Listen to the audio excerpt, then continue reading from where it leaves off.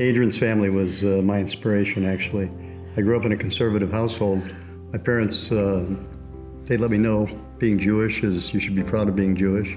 I always felt that way growing up. My mother was president of her sisterhood. My father was president of the men's club, president of the synagogue. He was on the Associate Talmud Torah board. He was on the Hebrew Theological College board. He was always at something, and he'd come home from work and he'd go to his meetings. Adrienne, certainly, she actually got us involved in various groups. She got involved in the Federation. I got involved in HIAS. And I think she's also inculcated our kids the same way. I was a representative through my service on Young Women's Board of the Jewish Women's Philanthropy, and I was representative there. And then after that ended, I continued on Response. And then a few years later, I was asked to go on the Jewish Children's Bureau Board, JCB, which was later on merged into JCFS. And I just saw their philosophy, to save a child, whatever it takes. I've been practicing for over close to 50 years, doing nothing but immigration work. And until I was involved with HIAS, I really didn't have a resource to really guide them through the procedure. Sure, we got them settled here, but the real resettlement I found to be HIAS. Helping people get their green cards, that is through HIAS, and advising them, becoming citizens, and then the pleasure, the honor of being there when they're sworn in as citizens.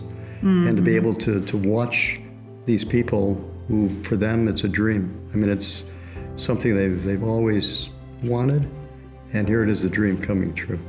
We came into this world with a wonderful Jewish community, supporting us, and hopefully we'll leave our children and grandchildren with a stronger community than we started with. And I just think that that's just so important.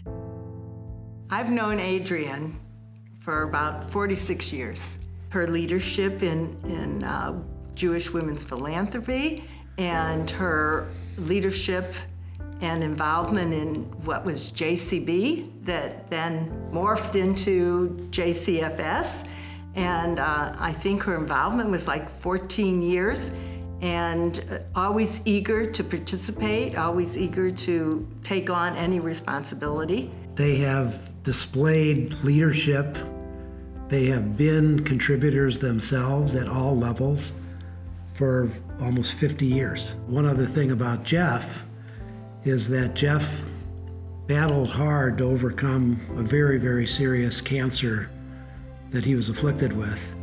And he battled for a decade, and he won that battle. And as if that weren't enough, that he himself surpassed that, he wanted to make sure others had that same opportunity. Leadership, to me, is leading by example. They've always been so involved in the Jewish community ever since I could remember. People can put their time into a lot of different things, and my parents continually put their passion and resources into JUF. These organizations do and are involved with repairing the world and making the world a better place. And I know that it's helped me with showing my kids as well why it's important and how it's an important Jewish value. They've led by example, and we've kind of known that as we became adults, and when we got money from like our bar mitzvah, we had to give part of that money to charity. Making the world a better place and repairing the world.